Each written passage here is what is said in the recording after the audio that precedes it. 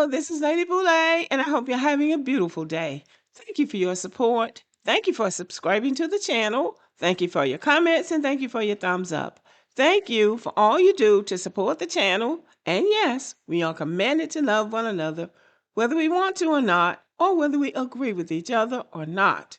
And y'all, this Asian man has made Black Americans mad, and they are calling a roll on him. He got upset because Black people said they were boycotting Asian businesses. And instead of responding with dialogue or even disagreement, he jumped straight to disrespect, claiming Black people can't live without Asians. And that's when Black people called the roll on him. I'm going to play his video just to remind you of what he said. I love when the Black community says, let's boycott Asian businesses. Please do. We'll get rid of the Chinese takeout, the dry cleaners, the laundromats. Let's get rid of the liquor stores as well. Get rid of the Jordans you guys wear, the Nikes you wear, the shower caps, the Hondas, the Hyundais, all your car electricians, the electronics in your house, the Sony, the TV system, your sound system, the microphones that you guys use to rap and speak about awareness for the Black culture and the hip hop culture. Where do you think that's made in? That's made all in Asia. And here's another thing for you guys. You guys want us to leave the neighborhood so bad? Oh, Asian people are not neighborhoods? We're in white neighborhoods. We have our own Chinatown. We have our own Koreatown. You think we really need you guys to benefit off and make money? A lot of us do go to college as well. You're being outworked by immigrants who barely speak English. And you're not embarrassed? Go to the bank, start your own businesses, and deal with your own people. I want to see your own women get on their hands and knees and do pedicures and manicures and deal with nasty-ass attitudes, okay? Please, boycott Asian business. I'm all for it. So this was a serious miscalculation on his part. Here is where he messed up. He assumed Black Americans don't know our own history. Nobody has told him about us. He assumed Black Americans haven't built, invented, created, and survived under conditions that no other group in this country has ever faced. He assumed Black Americans were going to sit there and quietly take the disrespect. He misread the room.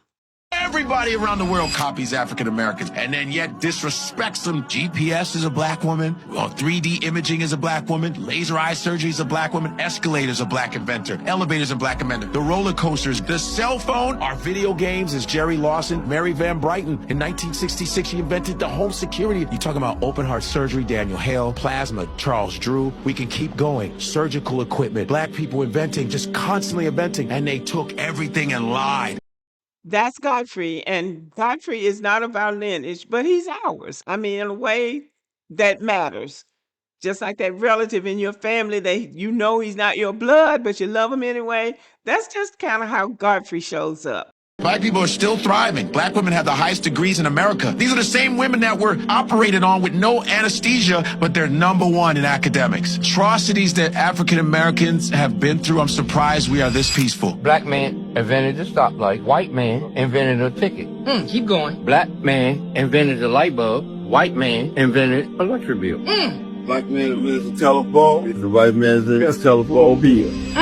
Really gonna be then you should be a true to not use anything or be involved with anything that was invented or created by blacks. Do you want a list? The ironing board, the refrigerator, the baby carriage, shoemaking machines, the traffic signal, the incandescent light bulb, the folding bed, the mailbox, air conditioning, elevator. You want me to go on?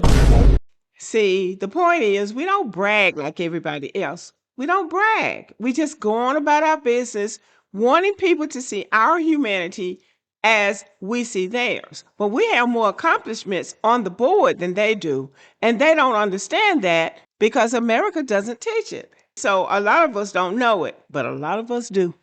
Now, y'all, the Bible is a book for all generations.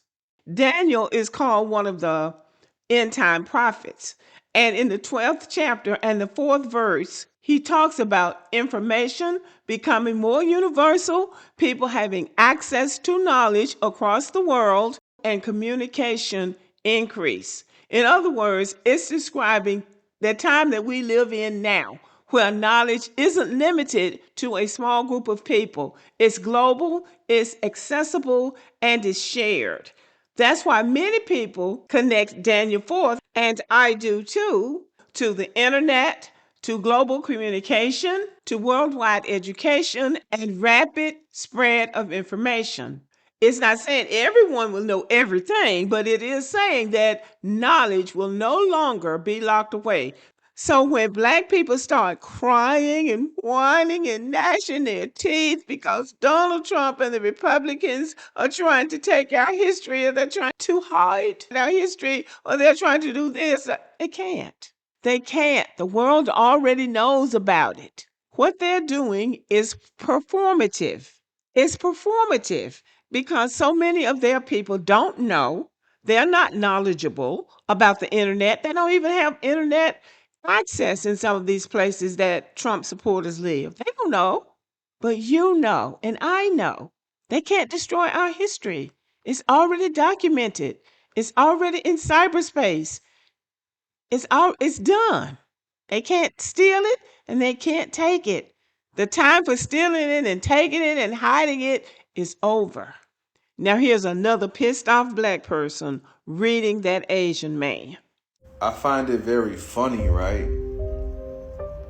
That racist Asian man came up here and acted like he was the end all be all of our economy, as if Black Americans can't function without those things that he stated, a lot of which we invented and spearheaded because we started dry cleaning. Dry cleaning was invented by a Black American man. Thank you, right? All the electronics that you're talking about, you just cookie cutter, right? Because we had a hand in creating the light bulb, right? All these things that you're saying that wouldn't be possible without you, you guys just copy patents and make cheaper versions of it. You didn't invent it, and you're not the end all be all. But what's very funny is you guys like to have monopolies on industries that you did not fucking start. Now he's angry. You can tell he's angry, but he's stating facts. He's stating facts. Asians are just knockoff people. They're imitators. They're not innovators. They're imitators. I guess the little Asian man doesn't know that we know that, but we know that. You did not start. You want to put your hands in industries that are not even part of your goddamn culture and then put a monopoly on it. But we gonna nip that up in the bud real quick, bro. And that's why the president was implementing tariffs on everybody, right? And basically trying to bring manufacturing and factories back to our country. This is what he was trying to do, because China over there talking cash money shit. And then you have these Americanized Asians over here talking cash money shit to us, talking and acting like they're the end all be all of industries that they did not create. If we bring manufacturing back to the United States so that we can have supply chains for our Black women to create their beauty shops, right? And have supplies to function adequately, we wouldn't have chatty patty racist ass Asians and other demographics of people coming over here acting like they have a stronghold on our economy and our community. So we gonna see what's good. And really, Black people don't even need to get mad about the Asian man's commentary. What they need to be mad at is his ignorance, because everything that he mentioned, Black people had it popping before Asians could even come into this country. Black people were in this country inventing when the United States Congress was passing Chinese exclusion acts. They wouldn't even let those Asians come into this country for hundreds of years. And he also talked about them having businesses in white neighborhoods. And that's almost hilarious when you consider that most of the crimes against Asian people are coming from white people, not Black people, but white people. The FBI said it, and the Asians themselves said it. So there again, he's speaking from ignorance.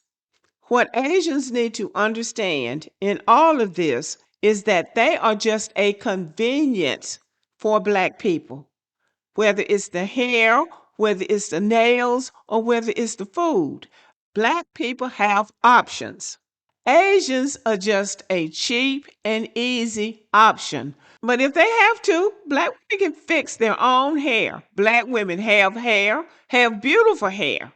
But because they don't want to put heat on it or they don't want to put chemicals on it, the white people make it hard for you to wear your natural hair, so you just wear the fake hair. But you can wear your natural hair anytime you feel like it. And as you can see in these pictures, all of these women had beautiful hair, short hair, long hair, in between hair, and it all looks beautiful. So the idea that black women need the Asian women to look beautiful is a mistake. It's a miscalculation, and they are not able to read the room.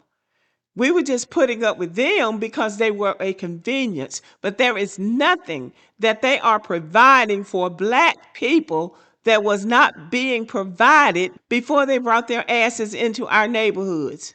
So they can be gone and they will not be missed. Now that's the real takeaway from this.